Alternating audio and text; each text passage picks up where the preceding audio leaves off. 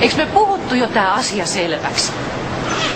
Minäpä tässä kuulin. Maaritin tienneen koko ajan, että sinä olet Sofian isä. No, Nyt mä en ymmärrä. Mä otan noin 3,20. Ryhtyisi uuteen elämään ja...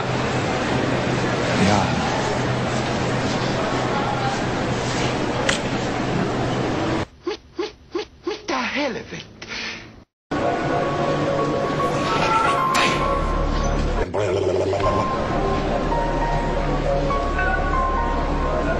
Voi helvetin.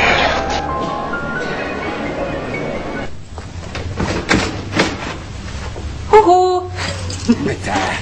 Mä toin pikku yllärin. Makkaraa! Leivoksia. Sun lemppareita. Mäkin on hankkinut sulle pomoja. Kylpyammeeseen. Juhlimaan. Oi, kiitos.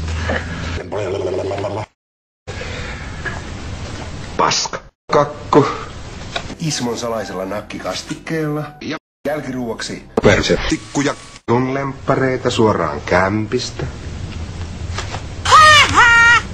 Ismo. Mä ajattelin yllättää sut jo iloisesti siellä. Vessassa. Sulla näyttikin olevan Jukka Pöks. Isä. Hei. Se ei ollut sitä, miltä se ehkä näytti. Ja nyt sinä pidät turpas kiinni.